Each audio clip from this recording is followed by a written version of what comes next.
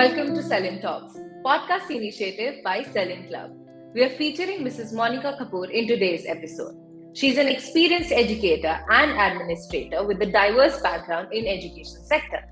She has held many prestigious designations like Joint Director in CBSE and Principal of Vagat Pace Global School in Mumbai. Currently, she's an Associate Director with Dulham and Founder CEO of Skillshare India. Mrs. Kapoor has made significant contributions to improving the quality of education and promoting innovation in teaching and learning.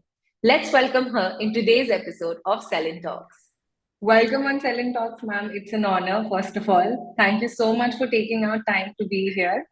And before we start off with deeper questions, I would like for you to tell us a little bit about your journey so far. How did you choose this career, like a whole education, as the whole career? And was it designed for you? How was it like?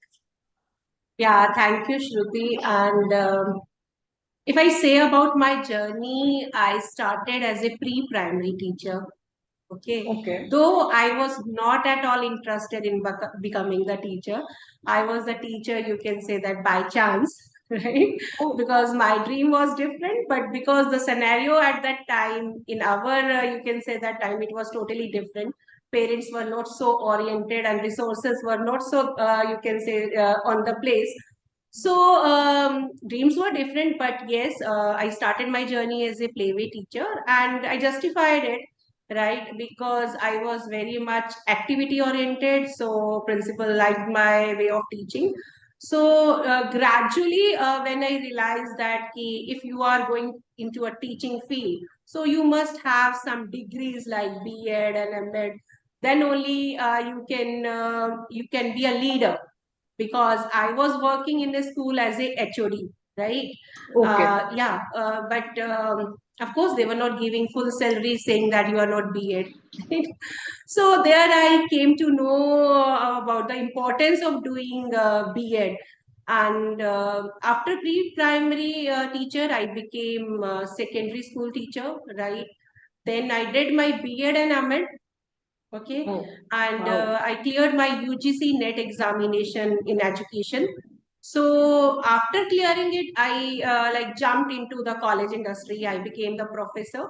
I was there for 5 years teaching B.Ed kids, right? Then I Wow. became a principal. Yeah. Then I became principal of Training College, School of Education in Delhi. I was there for around 2-3 years. Then I was selected in the CBSE. I was appointed as a joint director for accreditation. And in 2017, I left CBSE because of my son's education. And I worked in a residential school in Mumbai as a school principal, right? Till 21, I worked there. And then the dream of, you can say that, entrepreneur in me, when the question was that, yeah, वापस आ जाओ because बच्चे का काम हो गया, then it was like whether I have to start again my job, I have to again go into a service, और मुझे कुछ अपना करना है. तो एक होता है ना, time to time you are teaching your kids entrepreneur बनो, आपके अंदर सारी स्किल्स है, तो somewhere we realise I am also having those set of skills. So in 21 I started my own company with the name of Skillshare India. So in that I'm hand holding schools, colleges and universities, and I'm doing some prestigious projects with the government also. So you can say that I started my journey. I was earning as 2,500 rupees. It was my starting salary, 2,500. आजकल तो बच्चे की जेब खर्ची है ये, right? And Wow. I ended with, you can say that, more than 3 lakhs. Okay. And again, I have started from the scratch in Scratch. 2021, right? When I became the entrepreneur, obviously, if you're starting your own venture, then you have to start from the scratch. But this is the risk I have taken. This is the lesson I have learned from my life.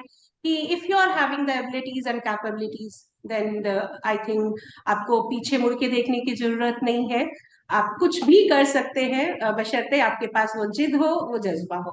तो मैं ये company चला रही हूँ अभी, और of course मजा आ रहा है इसमें, बिकॉज आप उन सब लोगों से मिल पा रहे हो जो आप एक सर्विस में नहीं मिल पाते हो, राइट? आपकी एक 9 to 5 जॉब होती है, तो you are confined into a job. लेकिन जब आप फुल फ्लेज काम करते हो तो ऑफ कोर्स आप बहुत अच्छे लोगों से मिलते हो। एंड अगर मैं अपनी बात बोलूँ तो मैं ये बोलती हूँ हर किसी को कि मेरा अगर डेजिग्नेशन जानना है या मेरे बारे में जानना है तो I M L3। L3 means life long learner. तो मैं लाइफ लॉन्ग Wow. लर्नर हूँ। तो हर दिन कुछ सीखने को मिलता है, हर दिन किसी से मिलने को मिलता है, तो I am enjoying that. So now I am working as a entrepreneur, you can say that. तो वो एजुकेशन फील्ड में भी काम किया, as a you can say that leader भी काम किया, एज ए प्रिंसिपल भी वर्क किया, एंड नाउ मैं बहुत खुश हूँ एज ए एंटरप्रेन्योर अपना वेंचर चलाते हुए। सो दिस इज माई क्या बात जर्नी है। Till date. I'm loving your spirit, first of all, really. Like usually, there's there's a lot of taboo per se, but there's a lot of this thing that आप पहले school के leader हो, आपने service करी हुई है, suddenly there's a shift and everything. People keep talking about struggles and everything. मजा आ रहा है ना, मैं I am loving that whole spirit of yours, really commendable. श्रुति, हुआ होता क्या है, मैं आपको ऐसे बताती हूँ। ये बात आपकी सही है जो भी आपने बोला। एक टैबू हो जाता है, एक परसेप्शन हो जाती है। बिकॉज क्या होता है, हम लोग अपने ड्रीम्स ना पूरे तरीके से जी भी नहीं पाते, बिकॉज हमें लगता है हम एक इमेज में कन्फाइंड है। हम लोग हैप्पी भी होते हैं, ऐसी बात नहीं है। बीइंग एन एजुकेशनिस्ट ऑब्वियसली हम खुद को जहाँ पे भी रिप्रेजेंट करते हैं, हमारी एक इमेज होती है। I will share one experience. Recently मैंने इंस्टा पे अपनी कुछ रील्स शेयर की, राइट। अब रील्स में obviously I have interest in numerology, तो मैंने वो न्यूमरोलॉजी का किया थोड़ा बहुत। अभी ऑफ कोर्स भगवान और रिलीजन को भी लेके कुछ है, तो उससे रिलेटेड मुश्किल से मैंने एक आधी रील डाली होगी। तो मुझे रिस्पॉन्सेज आने लगे कि आपने ये भी काम शुरू कर दिया क्या। ये बहुत लाइक ऐसे हेल्दी नोट पे था। बट मैंने उनको ये जवाब दिया कि अब मैं 40 अबव हो चुकी हूँ, 40+। आपको क्या लगता है It कि मैं doesn't look अगर like. Thank you dear. तो अब मैं वो चीजें कब करूं, आप ये बताओ। तो वी आर नॉट कन्फाइंड आपके अंदर। मुझे लगता है हर किसी के लिए मैसेज है, जो भी मुझे सुन रहा है और ये हमारा प्लेटफॉर्म पे हमें देख रहा है, कि आई थिंक एक ही लाइफ है। आपको वो सारे काम करने चाहिए जो आपको आते हैं। ऑफ कोर्स वो डिग्निफाइड हो, वो मैं हमेशा ध्यान रखती हूँ। Some base should be there, of course content होना चाहिए उसके अंदर। बट ऐसा नहीं है कि एक हेजिटेशन की वजह से या आप एक इमेज में हो तो आप वो चीजें नहीं कर सकते। आई थिंक आपको हर वो चीज करनी चाहिए जिससे आपको खुशी मिलती है, या समवेयर वो आपके सबकॉन्शियस माइंड में है। तो जो भी Very सबकॉन्शियस true. माइंड में है वो आपके प्रैक्टिस में जरूर आना चाहिए। तो that was the answer of your question जो भी आपने रेज किया। या श्रुति। Amazing. Really. I'm telling you, I'm loving the spirit altogether. Lovely. Your company Skillshare is working with schools, like you said. So, what is your role and what is the company's role into this school education entirely?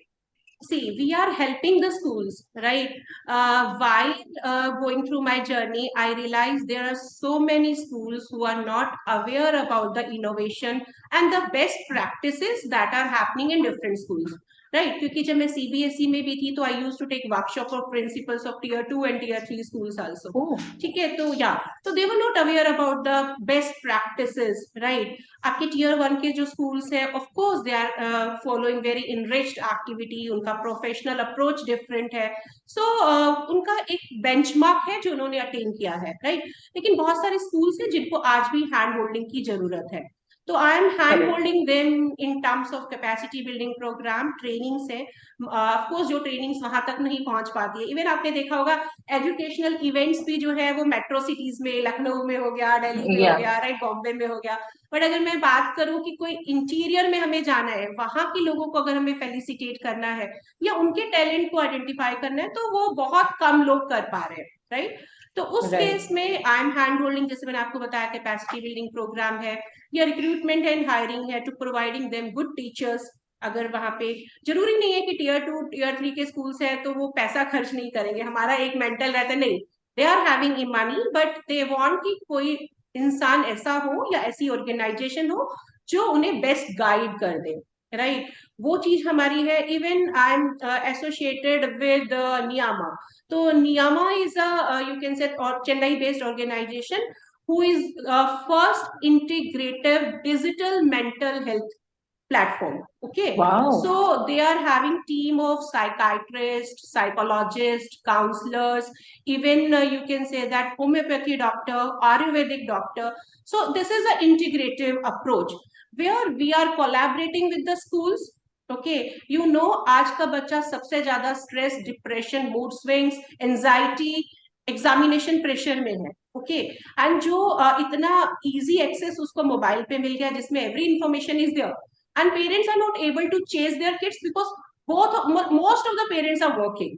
ठीक है, Very तो true. बच्चे को कोई chase नहीं कर पा रहा है. एंड क्योंकि आज की डेट में अगर आप बात करें ना, प्यूबर्टी भी बहुत नीचे आ गई है. पहले प्यूबर्टी आपकी 12 ईयर्स, 13 ईयर्स, 14 ईयर्स, पहले 14 ईयर्स में आती थी. Now it has come down to 8 years. Can you imagine? तो अगर प्यूबर्टी 8 ईयर्स तक आ गई तो ऑब्वियसली चैलेंजेस भी आ गए ना, but nobody has paying attention to that. हम लोग स्कूल्स में भी we are just focusing on the curriculum, pedagogy and assessment. Nowhere we are concerned about the mental health of a child. Physical health का भी we are addressing, because बच्चों का ना वो बन चुका है शेड्यूल कि उनका एक पीई का पीरियड रहता है, तो बच्चे हर वीक में खेलते हैं, एक्सरसाइज करते हैं. Even they are much aware about yoga कर रहे हैं आज की डेट में, राइट? बच्चों ने जिम भी ज्वाइन किया हुआ, तो फिजिकल एक्सरसाइज समवेयर वो मोटिव पूरा हो रहा है. बट मेंटल हेल्थ में आई विल से कि बहुत सारे चैलेंजेस स्कूल्स में आ चुके हैं and nobody is addressing. तो वो एक हमने जो है एरिया उठाया है जिसमें we are helping the schools in collaboration with Niyama. Then I am associated with one more organization who is working on the skill education. So NEP 2020 has said that you should be focusing on the communication, right? You should be focusing on the tech, right? Third, you should be focusing on the financial literacy. आज की date में Very श्रुति मैं true. आपको बोलूं कि mutual fund में कितना पैसा लगा रहे हो तो आपको लगेगा मैम पता नहीं, राइट? मम्मी पापा देखते हैं या थोड़ा सा रिस्क है. हम लोगों ने सब कुछ पाया है अपनी लाइफ में, पैसा भी कमा रहे हैं, लेकिन पैसे को खर्च कैसे करना है वो Very हमें true. नहीं आता है, राइट? और अगर मैं आपको बोलूं कि आपके पास इतना पैसा है, जल्दी से इंटरेस्ट कैलकुलेट करके बताओ ना कि बैंक का कितना आएगा. Really we have to calculate, paper लेना Yeah. पड़ेगा, है ना? और हमें पूछना पड़ेगा कि चलो जी क्या है, बिकॉज हम लोग उसमें बहुत ज्यादा हम लोग काम नहीं कर रहे हैं, तो डिपेंड कहीं ना कहीं डिपेंडेंसी है. बट हम लोगों का मानना है कि आज इस जनरेशन के बच्चों को अगर आप 6 ऑनवर्ड पैसे को कैसे खर्च करना है, ठीक है, जमा कैसे करना है, सेविंग क्या रहती है, इन्वेस्टमेंट क्या रहता है, तो इंसान लाइफ में आगे कुछ करे ना करे पैसे की अच्छी संभाल कर सकता है और मल्टीप्लाई कर सकता है. सो फाइनेंशियल लिटरेसी मेरे हिसाब से एक बहुत अच्छा सब्जेक्ट है और स्कूल्स लाइक कर रहे हैं. They are liking this course और वो इंटीग्रेट कर रहे हैं अपने करिकुलम में. सो वो Right. हमारा एक एस्पेक्ट है. Then we are associated with IIT Delhi के साथ. हम लोगों के एक एसोसिएशन है ई मैंगो के थ्रू, जिसमें हम लोग स्कूल्स के साथ एसोसिएट हो रहे हैं to help the kids in career guidance. और वो करियर गाइडेंस Okay. हम लोग 6 ऑनवर्ड दे रहे हैं. Oh, हमारा मानना already. है कि Nice. हमारा मानना है कि फ्रॉम क्लास 6 ना बच्चे को पता होना चाहिए करियर्स होते क्या है, right? They should know the different names of career. They should go virtual tour, ठीक है, वर्चुअल टूर करके देखिए उसमें क्या है, उसकी रिक्वायरमेंट क्या है. And somewhere coming till class 8 they will realise कि हम कितने फिट इन हो रहे हैं उसमें, बिकॉज आपका एप्टीट्यूड आपको धीरे धीरे समझ में आना शुरू हो जाता है. तो वो एक इंटरेस्ट फैक्टर, एक नॉलेज फैक्टर और एक आपका एप्टीट्यूड फैक्टर आपको पता चलना शुरू हो जाता है. And then in class 9th and 10th we conduct aptitude and psychometric so that हम बच्चे को हेल्प कर पाए कि आपको 11th में सब्जेक्ट क्या चूज करना है. So based on their aptitude अगर वो लेंगे सब्जेक्ट तो उनके लिए वो काफी हेल्पफुल हो जाता है, right? Very true. Then coming into class 12 बच्चे को ये पता होना चाहिए कि बिकॉज अभी आपको भी पता है बहुत सारी यूनिवर्सिटीज आ चुकी हैं. There are multiple number of courses available. हमारे टाइम में बहुत कोर्सेज सारे. इतने नहीं थे, राइट? अभी इतने कोर्सेज हैं तो बच्चों को आइडिया ही नहीं कि क्या लेना चाहिए, क्या करना चाहिए. So again coming to class 12 हम बच्चे का करियर कैटलिस्ट टेस्ट करते हैं so that based on the aptitude ये समझ में आ जाता है कि बच्चे के लिए बेस्ट 3 कोर्सेज कौन से हैं आफ्टर 12. Okay, Wow. एंड क्या स्पेशलाइजेशन उसको रखना चाहिए उसके साथ. Then combining this course and specialisation उसके लिए मार्केट में बेस्ट 3 जॉब्स कौन सी अवेलेबल होंगी. इतना इजी कर दिया हम लोगों ने बच्चों के लिए। रीजन भी मेरा मानना है कि 10% बच्चा ऐसा होता है जो गाइडेड होता है, जिसे पता है कि आफ्टर 12th उसको ये एंट्रेंस टेस्ट में जाना है, ये उसकी चॉइस है। रेस्ट ऑफ द 90% डिपेंडेंट होता है कि उसकी क्या परसेंटेज आएगी। जो हम्म। परसेंटेज आएगी, based on that I will decide, right. And parents उतने अवेयर नहीं है अबाउट दिस, बेशक कितने भी एडुकेटेड होंगे वो लोग, लेकिन अबाउट कोर्सेज उन्हें भी इतना आइडिया नहीं होता है। तो somewhere we have to help the student, we have to help right. The parent. मेरा मानना है, मैं बहुत ब्लंटली स्कूल्स को बोलती हूँ कि स्कूल सिर्फ एक बच्चे को 12th का सर्टिफिकेट देने के लिए नहीं बने। अभी ये लोग क्या कर रहे हैं, स्कूल्स क्या कर रहे हैं, नर्सरी में बच्चे को लेते हैं, पूरी बच्चे की जो एक चाइल्डहुड, एक एडोलिसेंट एज आपकी निकल जाती है आपके साथ, एंड आप लास्ट में उसको एक सर्टिफिकेट देख के बस बाय बाय कर दे रहे हो। क्या ये ऑब्जेक्टिव है हमारे स्कूल का? नो। ऑब्जेक्टिव स्कूल का होना चाहिए बच्चे की करियर में हेल्प करना, सो दैट वो जिस पर्पस से एजुकेशन ले रहा है आपके पास आके, वो कब मीट होगा, जब वो एक राइट करियर में जाएगा। आप उसको एक राइट डायरेक्शन दोगे, then you can feel like कि आपने सोसाइटी के लिए कुछ किया। अदरवाइज तो you are taking money and you are giving just a certificate.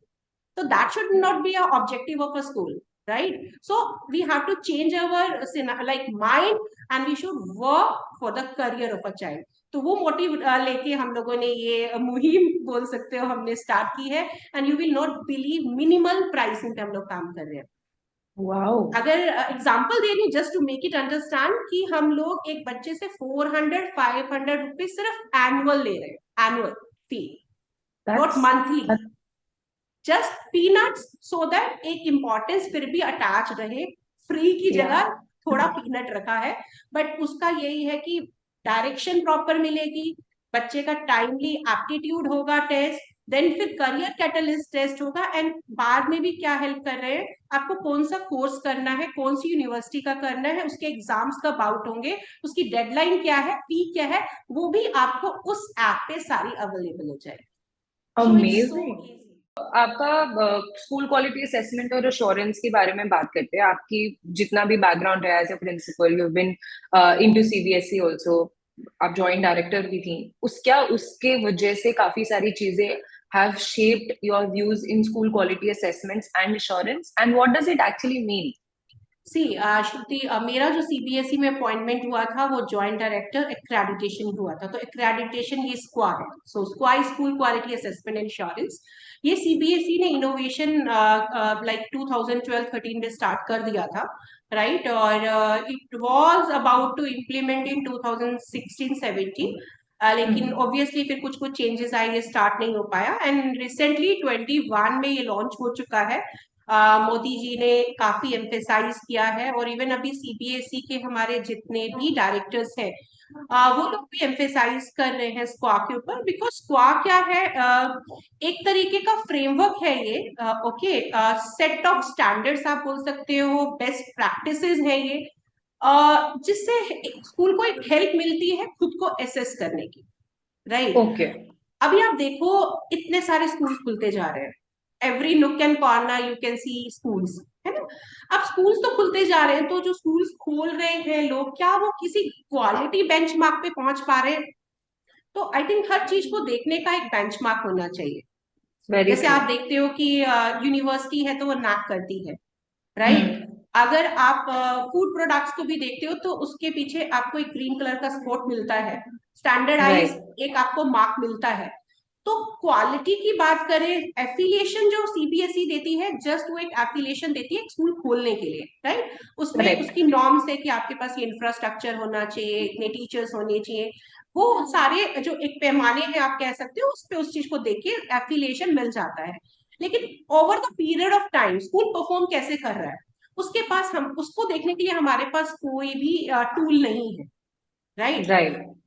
100% नहीं कर सकते बिकॉज ये क्वालिटेटिव चीज है, तो एटलीस्ट कुछ तो बेंचमार्क होना चाहिए जिसपे हर स्कूल पहुंचे, राइट। जी। अगर मैं बात बोलती हूँ कि क्या एरियाज हो सकते हैं जिसपे हम स्कूल को इवेल्युएट करें, तो वो आपके रह सकते हैं डोमेन्स। फॉर एग्जांपल अगर मैं बात करती हूँ करिकुलम, पैडागोजी एंड असेसमेंट, ये मेनली ओके। अकेडमिक हो गया, राइट। तो मैं अकेडमिक के लिए स्कूल चल रहा है, तो एक तो हमने ये डोमेन बड़ा सा रख दिया। देन उसके अलावा डोमेन्स आपके आ जाते हैं, infrastructure, human correct. Resources, beneficiary satisfaction, leadership, management, and inclusive practices. So these are the Wow. 7 domains, right? तो स्क्वाड क्या करता है इन 7 डोमेन्स पे? स्कूल को बोलता है कि खुद का इवैल्यूएशन करो, सेल्फ असेसमेंट है. nobody is coming and Okay. going to evaluate you. what you have to do, you have to understand these 7 domains. और ये जो 7 डोमेन्स हैं इनके आगे सब डोमेन्स है. Exhaustive Right. है, इट्स नॉट एन इजी हाँ. प्रोसेस. आपको पता है ऑडिट होता है तो एग्जॉस्टिव है. Very. एग्जॉस्टिव है लेकिन ये इम्प्लीमेंटेबल है, ऑब्जेक्टिव है. बहुत क्लियरली सीबीएसई ने इसको रखा है. You have to understand it and you have to evaluate yourself. तो स्कूल को क्या करना है? अपने ये 7 डोमेन्स पे खुद को इवेल्युएट करना है. व्हाट इज द ठीक है. प्रोसेस? आप डोमेन देखेंगे, डोमेन के आगे सब डोमेन्स है, सब डोमेन्स के आगे स्टैंडर्ड्स है. स्टैंडर्ड्स में क्वालिटी बेंचमार्क स्टेटमेंट्स दी हैं. आपको स्टेटमेंट को देखना है, क्या आप वो स्टेटमेंट फुलफिल कर पा रहे हो या नहीं कर पा रहे. Either Right. यस, नो और इन प्रोसेस. ठीक है. तो बेस्ड Okay. ऑन दैट आप हर स्टेटमेंट पे किसी एक लेवल पे रहते हो. अगर मैं लेवल्स की बात बोलूं तो फर्स्ट लेवल आपका आ जाता है कि आप अभी जो है वो इंसेप्टिव स्टेज पे हो.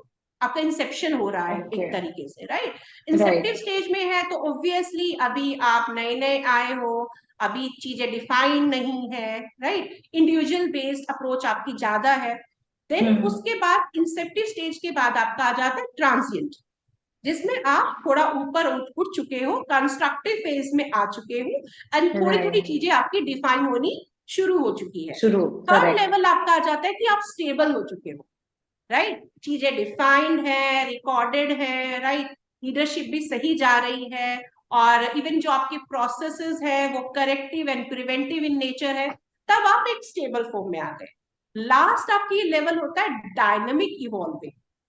डायनेमिक इवॉल्विंग का मतलब ये है कि ऑब्वियसली यू हैव रीच, आपकी सब चीजें डिफाइंड है, रिकॉर्डेड है, you are doing self assessment time to time, you are making your improvement plans, right. अगर आप उस लेवल तक जा चुके हो तो वो क्वालिटी आपका जो है वो एक बेंचमार्क तक पहुंचा है. तो डायनेमिक इवॉल्विंग हो गया वो आपका लेवल. तो obviously that is 4 marks, then 3, then 2, then 1. तो आपको अपना Right. खुद का सेल्फ असेसमेंट करना है. और जब आपको पता चलेगा हर स्टेटमेंट पे, किसी पे आप इंसेप्टिव स्टेज पे भी हो सकते हो, किसी में आप डायनेमिक पे भी हो सकते हो, तो आपको जहां पर आप हो उसके बाद you have to make your improvement plan कि उस डोमेन में अब मेरा ये स्कोर आ रहा है, अब मुझे कहां तक जाना है. ऑब्वियसली इंसेप्टिव से सीधा तो आप इवॉल्विंग तक नहीं जा पाओगे. तो आपको अपना एक इम्प्रूवमेंट प्लान बनाना है कि कैसे आप एक लेवल से दूसरे लेवल पे या एक लेवल से तीसरे लेवल पे पहुंचोगे. तो अगर Correct. आप ऐसा करोगे तो gradually you will improve your self, right. और समवेयर सीबीएसई आपको पूरा हेल्प कर रहा है to provide the, you can say that innovative practices, best practices आप क्या करेंगे. क्योंकि जब आप अपना सेल्फ असेसमेंट करते हैं तो you come to know about your grey areas, your weak areas, और you can say that area of improvement. तो जस्ट आपको उस पर वर्क करना है and gradually you have to improve. तो जैसे मैं स्कूल्स का असेसमेंट करती हूँ, because how we are hand holding in this process, because अभी जो प्रिंसिपल्स हैं वो अवेयर नहीं है अबाउट दिस प्रोसेस. तो first of all we are orienting, हम लोग उनको ओरिएंट कर रहे हैं. एंड देन जो स्कूल्स को हमारी हैंड होल्डिंग लेनी है, बिकॉज हम लोग उस तरीके के लोग नहीं कि ओके हम लोग हमेशा आके आपको हेल्प करेंगे. नो, हमारा मोटिव है first time we will provide you hand holding, because अभी आपको प्रोसेस नहीं पता है, सिस्टम नहीं पता है, but we will train your committee. हम लोग उनकी एक Okay. कोर लर्निंग टीम बना देंगे जिनको हम क्या करेंगे, ट्रेन करेंगे. पूरा प्रोसेस हम उनको समझा देंगे and then gradually first time they will need our help, की कमिटी उनको हेल्प कर रही है. लेटर ऑन वो कमिटी अपने स्कूल का खुद का इवैल्यूएशन, क्योंकि ये हर तीसरे साल करना जरूरी है. Okay. Okay, Right. सीबीएसई का मैंडेट है फ्रॉम मार्च 23 ये स्टार्ट हो जाएगा. हर तीसरे साल स्क्वा प्रोसेस फिर से करना होगा, बट हम लोग उनको फर्स्ट टाइम में हेल्प करेंगे. Later on they will be doing this process themselves. You as an educator and an entrepreneur, how do you maintain your mental health and what do you do to unwind yourself? See life में मुझे लगता है कि मेरी जो सबसे बड़ी strength है वो है कि मैं बहुत पॉजिटिव रहती हूँ लाइफ में, चीजों को पॉजिटिव लेती हूँ, राइट। एंड देन कुछ कॉपिंग स्ट्रैटेजीज है जो अपने मैं साथ रखती हूँ। I will give you example, बहुत छोटा उसमें सम अप करूंगी। जब सेकेंड टाइम कोरोना हुआ था, वेव आई थी, तो I was in the hospital for 17 days, right. और मेरे लंग्स में सारे वाइट पैचेस थे, मेरे मतलब बचने की कोई भी गुंजाइश नहीं थी, मैं उस स्टेज पे थी, right. And daily it was very painful because उस टाइम डॉक्टर्स एक्सपेरिमेंट कर रहे थे, उन्हें भी कुछ नहीं पता था, same medicine were given to everyone, कुछ नहीं पता था Right. क्या करना है क्या नहीं करना है, राइट।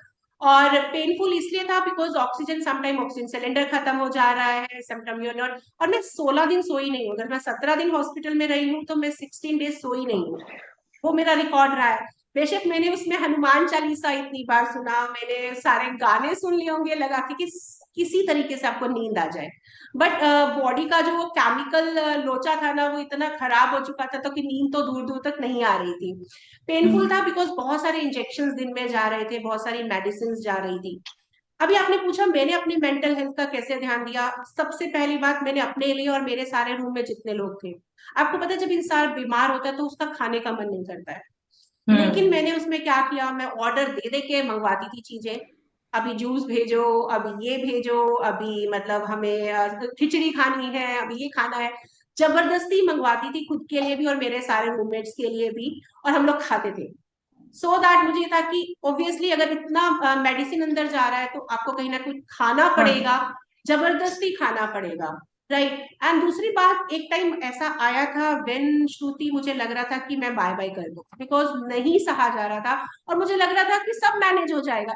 जब आप 17 दिन अकेले होते हो ना, तो आप पूरी लाइफ पीछे की और आगे की सब सोच लेते हो, और आपको लगता है कि अगर आप नहीं भी रहोगे दुनिया में तो दुनिया रुकती नहीं है। और ऑब्वियसली बीइंग ए मदर, बच्चों का ख्याल आता है, हस्बैंड का ख्याल आया, फैमिली का ख्याल आया, बट ग्रेजुअली वो लोग एडजस्ट हो जाएंगे। अब तुम गिव अप कर दो बिकॉज इट्स वेरी पेनफुल, नहीं हो रहा, इंप्रूवमेंट नहीं हो रही है, सबसे बड़ी बात है कि ऐसे Hmm. जितनी इंप्रूवमेंट नहीं हो रही है, मेरे सामने पता नहीं कितने लोग कोरोना के ठीक होके चले गए, और मैं हूँ जो continuous I am on the bed.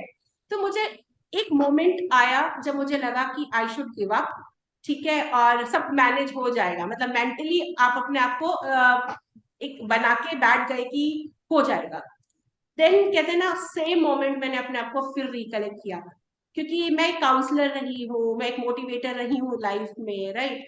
बेशक मैंने मतलब शुरू से ही रहा, डिग्रीज तो मैंने बाद में ली लाइफ में, लेकिन ये अप्रोच जो थी बहुत स्टार्टिंग से थी मेरी। May be Right. मम्मा की देन आप बोल सकते हो, मेरी मम्मा बहुत पॉजिटिव पर्सन है, and she is the first teacher. हर बच्चे की लाइफ में आई थिंक माँ सबसे पहली टीचर होती है, और मेरी मम्मा ने तो बहुत कुछ सिखाया because she was a teacher in a school. तो एक जो पॉजिटिव रहना लाइफ में, वो मैंने बहुत शुरू से सीखा था। Then I recollected my self, नहीं मोनिका, अगर तुम दूसरों को इतना मोटिवेट करती आई हो तो रियल टेस्ट तो तुम्हारी लाइफ का आज आया है। अगर तुमने आज अपने आप को रिकलेक्ट करके इस चीज से बाहर आ गई, एक तो तुम ठीक हो जाओगी, ठीक है। सेकेंड थिंग, नेक्स्ट टाइम अगर तुम किसी को काउंसलिंग में, राइट, काउंसलिंग सेशन में अगर किसी को बोलोगी ना कि नहीं you should not give up, किसी भी चीज को कैसे फेस करना है, आप उसको स्ट्रैटेजी बताओगी, कोपिंग बताओगी, तो मन में एक सेटिस्फेक्शन आएगी बिकॉज आपने वो चीज की है। अगर मैंने आज गिव अप Right. कर दिया, बाई चांस बच भी गई, तो मैं लाइफ में अपने आप को कभी उस चीज के लिए तो नहीं माफ कर पाऊंगी, राइट। तो इसका मतलब जो प्रीच करते हो वो सबसे पहले खुद को आना चाहिए, एक तो वो सेंस लेके। सेकेंड थिंग, मुझे लगा नहीं, अगर आज मैंने खुद को छोड़ दिया ना, तो मतलब नहीं है लाइफ का। Then I recollected my self, वो एक एनर्जी फिर से लेके आना, देन अगेन खुश रहना, दूसरों को खुश करना, ये सब चला। And gradually I improve my self. And last day x-ray की रिपोर्ट लेके डॉक्टर ये बोल रहा था, जो मेरा लास्ट डे का एक्सरे था, मोनिका ये लग ही नहीं रहा कि ये तुम्हारा एक्सरे है, मुझे लग रहा है मैं किसी और का देख रहा हूँ। बिकॉज डॉक्टर्स भी पहले तो कुछ बताते नहीं है, but because we are educated, हमें पता है और रिपोर्ट्स पढ़नी हमें भी आती है, तो Hmm. मुझे पता चल गया था कि मेरे साथ क्या हो रहा है, मैं क्यों इम्प्रूव नहीं कर रही हूँ, या मेरा क्या स्टेज है। बट डॉक्टर ने तो ऑब्वियसली कभी मुझे उस तरीके से नहीं डिमोटिवेट किया, but last day he told me कि तुम्हारी बचने की बिल्कुल भी गुंजाइश नहीं थी। तो मैंने बोला हाँ सर मुझे पता है। तो ही सेड तुम्हें दो चीजों ने बचाया, एक तुम्हारी पॉजिटिविटी, और जो तुम्हारी एक लाइफ को लेके अप्रोच है, राइट, नेवर गिव अप वाली स्पिरिट, इन दो चीजों ने तुम्हें बचाया। मैंने कहा हाँ sir, you are very right. तो ये है जिस तरीके, और कॉपिंग स्ट्रैटेजी ऐसी है, ऑब्वियसली स्ट्रेस आता है श्रुति, ऐसा कुछ नहीं है, we are also human being. Obviously आप एक कंपनी चला रहे हो या कुछ भी आप करते हो, फैमिली है, तो कॉपिंग का ये रहता है कि अगर आपको कोई चीज आ रही है तो उसमें से बाहर निकल के आ जाओ। राइट, मैं स्टूडेंट्स को हमेशा बोलती हूँ कि अगर आपको स्ट्रेस आ रहा है या right, you are not feeling good, और अगर आप उस चीज को उसी बारे में सोच रहे हो, तो it means you are enjoying yourself. मैं तो बोलती हूँ, सॉरी टू से आई एम वेरी ब्लंट, इसका मतलब आप इंजॉय कर रहे हो। अगर आपको वो चीज बुरी लग रही है, ऑब्वियसली अगर लाइफ में हमें कोई चीज अच्छी नहीं लगती है तो हमें उससे डिटैच होना सीखना चाहिए, ना कि आप उसी में रह के उसी के बारे में सोचते रहो। आपको कुछ अच्छा नहीं लग रहा, किसी ने आपके लिए बुरा कह दिया, तो कंटिन्यूअसली आप वही थॉट्स लाइफ अपने ब्रेन में ला रहे हो, और फिर आप रो रहे हो, तो it means you are enjoying. हम वही चीज बारी बारी करते हैं जो इंजॉय करते हैं, राइट, लाइफ में ऐसा होता है। तो इसका मतलब इंजॉय कर रहे हो तभी आप कर रहे हो, और अगर आप कहते हो कि नहीं हमें वो चीज नहीं पसंद आ रही, तो कम आउट ऑफ इट ना यार, डिटैच योरसेल्फ फ्रॉम दैट। और डिटैच होने के लिए बहुत सारी कॉपिंग स्ट्रैटेजीज हम लोग सिखाते हैं बच्चों को भी, कि ठीक है उस मोमेंट से बाहर आ जाओ, मैं यहाँ पे बैठी हूँ, आई एम फीलिंग लाइक, उठ के बाहर चली जाओ। आप 2 मिनट बाहर जाओगे, बाहर की हवा लोगे, आपको सब अच्छा लगना शुरू हो जाएगा, राइट। म्यूजिक प्ले कर दिया, उसमें आपको अच्छा लगने लग जाता है। बहुत सारी स्ट्रैटेजीज ऐसी हैं कोपिंग की, जिससे आप उस चीज में से बाहर आ सकते हो, राइट। राइट। लेकिन हर चीज की एक सॉल्यूशन होती है, प्रॉब्लम इंजॉय करना मुझे लगता है सॉल्यूशन नहीं होती है। So these very are the true. Things I am doing. It's, ma'am telling you, आप जब बात कर रहे थे ना, वो मैं याद कर रही थी, like lot of times you are so engrossed, इतने दिमाग में चीजें कंटिन्यूअसली चलती रहती है, इतनी छोटी सी चीजें, जस्ट गेट आउट, लाइक हाँ, just get out of the room और just get out yes, of that for a minute even. I correct. Think that refreshes, और आई थिंक ब्रेन को भी वो एक सेटिंग से निकलना बहुत जरूरी है फॉर यू नो बिल्कुल। That works. I mean I and am Shruti, sure I am going to try this. मुझे लगता है कि देखो आपकी लाइफ है, मैं एक फंडा समझा देती हूँ लाइफ का आपको, कि ये हमारी लाइफ है, किसी और की लाइफ नहीं है ना। हम अकेले आए हैं और अकेले ही जाएंगे। ये जितने भी लोग हमें मिले हैं ना, ये सिर्फ उस जर्नी को इजी करने के लिए मिले हैं, कहीं भी उस जर्नी को ना मेस करने के लिए नहीं मिले हैं, डिफिकल्ट करने के लिए नहीं मिले हैं। तो ऑब्वियसली अगर कोई इंसान आपकी लाइफ इजी कर रहा है, इंजॉयफुल कर रहा है, एंड मतलब आपको उसके साथ रहने में अच्छा लग रहा है, तो साथ लेके चलो ना। अदरवाइज जो चीज आपको अच्छी नहीं लग रही है, जो पर्सन आपको अच्छा नहीं लग रहा है, just detach your self from that person, that thing, that thought, तभी आप आगे जा पाओगे। एंड जिंदगी हर पल जो है वो बीतती ही जा रही है, और ये वापस नहीं आएगी। तो आई शुड आपको वो सब करना चाहिए जो आपको अच्छा लगता है, राइट। जो आपका लाइफ का एक ऑब्जेक्टिव है उसको आप देखो, जो आपने एक डायरेक्शन पकड़ी अपनी लाइफ की, आप उसको देखो। अगर आप दूसरों के लिए जीते रहोगे तो वो खुद के लिए नहीं जीना होता। इसका मतलब आप अगर वेरी ट्रू। दूसरों को खुश करने में लगे हो, तो आप अपनी लाइफ नहीं जी रहे हो, आपको खुद के लिए जीना है। और उसमें आपको ये सारी चीजें समझनी है कि लाइफ अकेले ही जीनी है, ये सब लोग मीन है, दे आर द मीन, ठीक है, जो आपके लिए उस चीज को इजी करने के लिए आपकी लाइफ में आए हैं। They are not the result, they are not the output, they are not the thing जिनके लिए हम बने हैं, राइट। तो वो है, बाकी रिस्पेक्ट करो सबको, वो इम्पोर्टेंट है। आप सबके साथ खुश रहो, वो इम्पोर्टेंट है। बट एट लास्ट जीना खुद के लिए है, और खुद को खुश रखना बहुत इंपॉर्टेंट है, ठीक है। सेल्फ लव जो होता है वो बहुत इंपॉर्टेंट है, अपने लिए करना सीखो। Try saying no to all. हम लोग ना बोलना नहीं जानते हैं, ठीक है, और वहीं कहीं ना कहीं फंस जाते हैं, तो वो नो बोलना सीखो। जहां सही लगता है वो सही बोलो, जहां गलत है वो गलत बोलो, but yes, live for yourself, वो एक मैम मंत्रा योर होना चाहिए। thoughts are so refreshing. No, I can't tell you. It's another level of conversation because lot of times we get into, because it's a professional setting, we are talking about lot of different things. But आपकी life का approach and your attitude towards everything, it's very बहुत refreshing है. मतलब thank I'm you feeling very energetic after this conversation. Really. नहीं नहीं, same है श्रुति, मुझे खुद को मजा आ रहा है, तभी तो हमारी कन्वर्सेशन एक नए लेवल, अलग लेवल पे चली गई है। I but yes, know. Of course I am enjoying, और मुझे लगता है जो सुन रहा है और ये हमारा जो सुनेगा पॉडकास्ट, उसको फायदा होना चाहिए, बिकॉज कुछ भी करते हैं उसके कुछ टेक अवे होने चाहिए, राइट। तो Very ये true. हमारा जो सेशन रहा है, इसके भी कुछ टेक अवे होने चाहिए। अगर इसको सुनने के बाद किसी की लाइफ में 1% या 2% भी बदलाव आता है, तो मुझे लगता है ये जो हमारा 1 घंटे का कन्वर्सेशन है वो कुछ फायदा रहेगा लोगों के लिए। Very true. I am so glad for this conversation because मतलब being such a person जिन्होंने इतनी सारी चीजें एक एक प्रोसेस होता है हर चीज का, आप एजुकेटर भी रहे, प्रोसेस ओरिएंटेड भी रहे, आप अपना you have your own work as well, skill share है, सब इतनी सारी चीजें चलती होंगी दिमाग में, but what an approach, really commendable. I am Thank you, very dear. Happy. Thank you. Thank you so much, dear. It's been a pleasure. Thank you so much. And let's have a follow-up podcast also. I would love that. We can talk Sure, more sure. about all of these things and more one Of that course. you're doing. Of course, Ritesh. Of course. Thank you so much for your time. Really, it's Thank you, been dear. lovely. Pleasure connecting you and pleasure being on this podcast. And thank you, everyone who is being associated with this podcast. Thank you. Thank you. I'll see Okay, you. Shruti. Have a nice Yeah. day. Thank you. Bye Take bye. care. Take care. Bye.